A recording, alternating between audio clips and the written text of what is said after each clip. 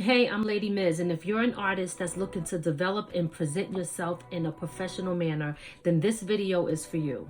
Artist development is a part of being a professional at what you do, right? So we're going to cover the basics because a lot of people really don't know the basics. So here are some of the things we're going to go over. We're going to explore artist development as it combines elements of both music and education. This study is based upon my creation of 3 separate album recordings featuring different artists who vary in age with different levels of recording experiences.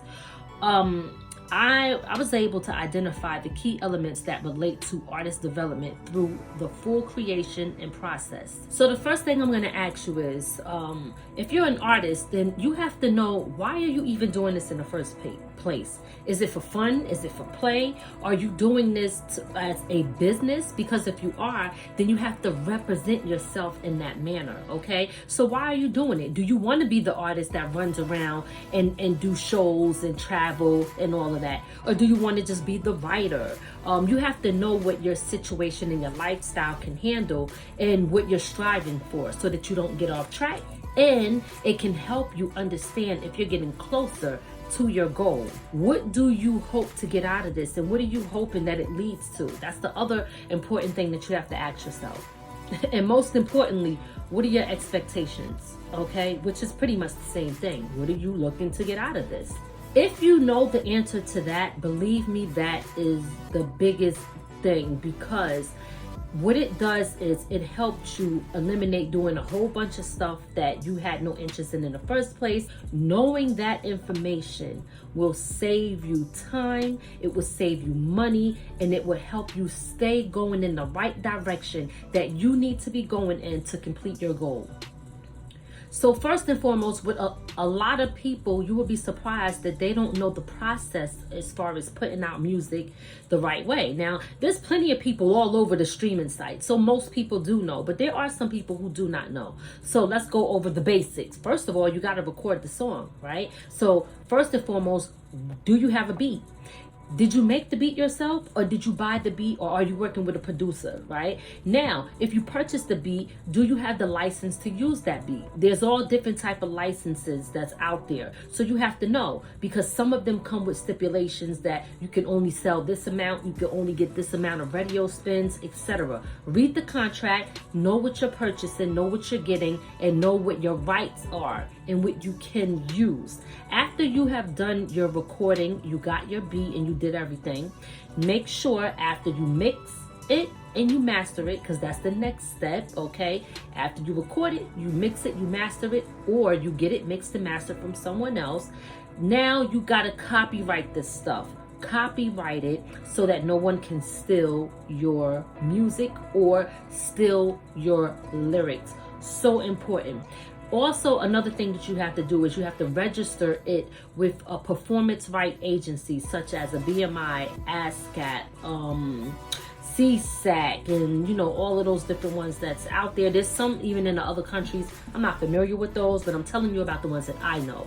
So here are some of the risks that a lot of people don't understand, why those things that I just said is so important. So first, okay, mixing and mastering. If you don't mix and master your song, right, then it's not going to have the correct or professional sound that it needs. And to be honest with you, which I know from experience, if you don't mix and if it's not mixed and mastered good, when your song gets played next to someone else's, or after or before someone else's, where that sound quality sounds good, they're going to now be able to tell the difference in your song where it doesn't have that crisp, clean, professional sound. So mixing and mastering is important when you are sending out your music and getting it played, because quality is everything. Registering with a performance right agency, if you don't register with a performance right agency, then guess what? Then it's a possibility, most likely you won't get paid, okay? So you definitely need to be registering with them so that there's a way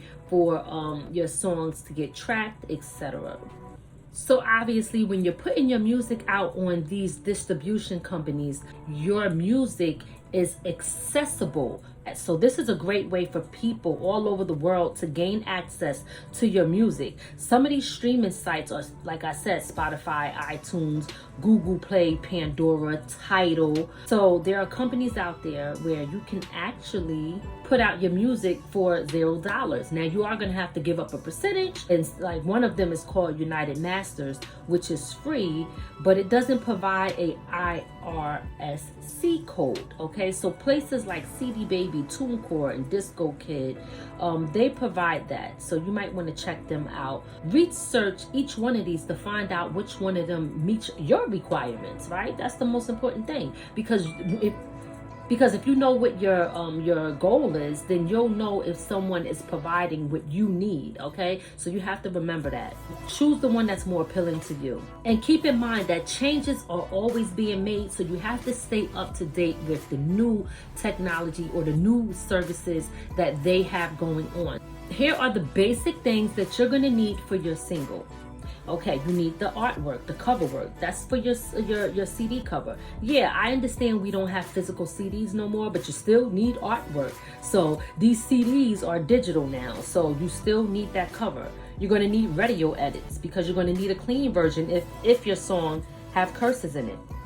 So you make sure when you get your song mixed and mastered that the person mixing it, the engineer, give you a clean, edited version. You're gonna also need a show track. What is a show track? Which some people call TV track, right? This is where if you're gonna be performing, an artist that's out there performing, you're gonna need a track that doesn't have your vocals in it. Now, no disrespect to people out there that's doing this, but there are people who are rhyming right over their lyrics. Okay, they're leaving the vocals in the music and they're rapping right over it, and it doesn't really come off to a lot of people as professional, and it doesn't always sound as good, especially if you don't know how to hold the same volume and tone as the original song, and it's slightly changed and different in the way it was mixed. It can make things sound completely off. Also, having a copy of where it's just vocals only is also important, because you might want to send it to a DJ and they might want to mix you up with an industry track that's already out there, which is a great way to get people to listen to you because it's something they're familiar with. So having that TV track, having the radio edit, having the vocals only is so important when you're distributing and sending your stuff out to people to play your music. A lot of times, and I have been guilty of this myself, okay, a lot of times we just like to do music, or we're cool with this, with that, but technically, no, it's really not supposed to go down like that. If you want to present yourself in a professional manner, because this is a part of artist development, you want to learn how to protect yourself and to protect your work.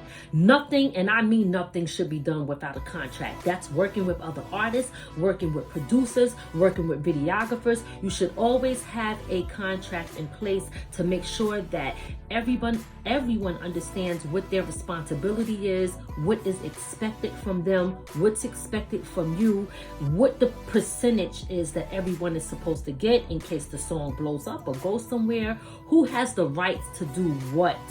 All of this is so important, so you want to make sure that you sign a contract before working with anyone or doing business with anyone. Like I said, I'm guilty of not doing that, and I actually kind of paid for it a few times. If you do this ahead of time, before y'all even record or do anything, you don't understand how much conflict you will avoid. Now, once everything is done, you're ready to promote this song. It's out, it's on these streaming sites. Here are some of the ways that you can promote it. Promote it on social media. You can do it by setting up interviews with different podcasts and radio stations and internet radio stations. You can contact radio stations and see if they're willing to play it. Ask others to share it. Hire someone if you have to help you promote and get it out there. A lot of people do that. I know now that SoundCloud is actually letting artists monetize off of that. I don't use it as much, but that is a great way for you to use all sources to make sure that people know that you exist. Now you're out, you're about, your music is out, you're promoting it, it's getting some airplay. You set up these interviews. what do you do next? Well, when you show up, honey, make sure you show up on time. Be professional. Don't show up late, okay? That doesn't look good, okay? So you want to make sure that you show up on time, that you're respectful. Be yourself at all times, but make sure you do it in a respectful way. You want to make sure that you are respectful to the people who are allowing you to come on their platform.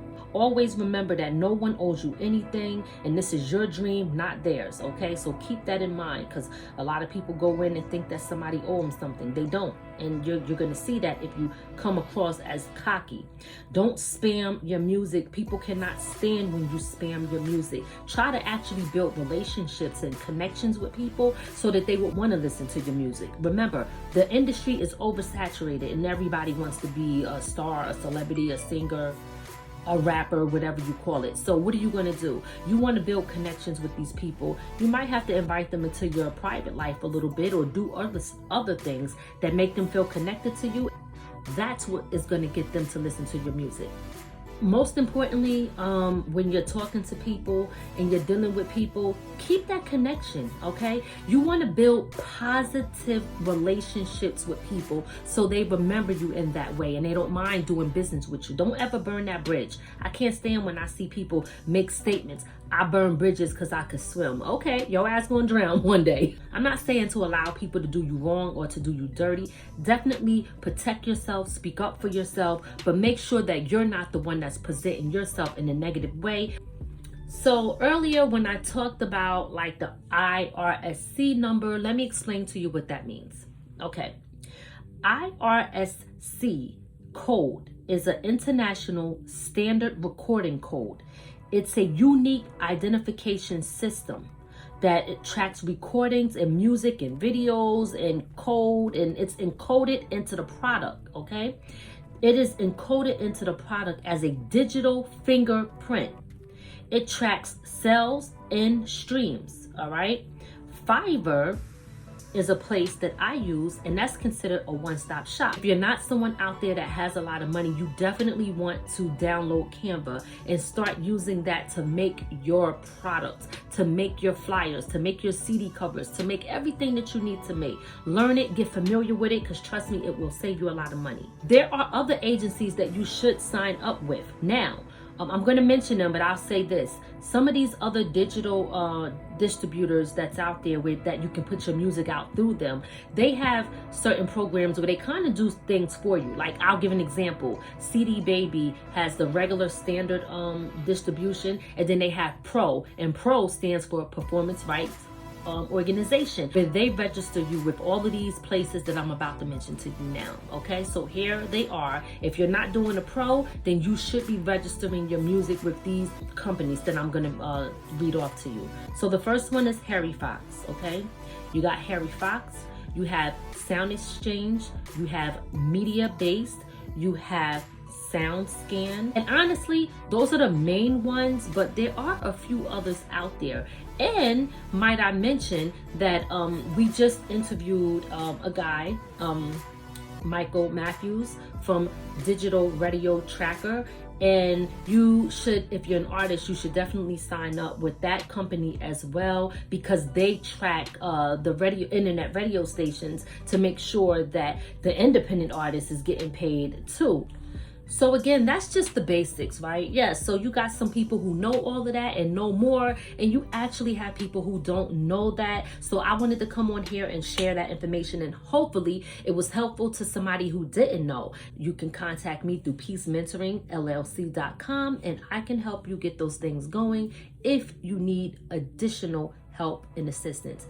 If not, then good luck with everything. Talk to y'all later.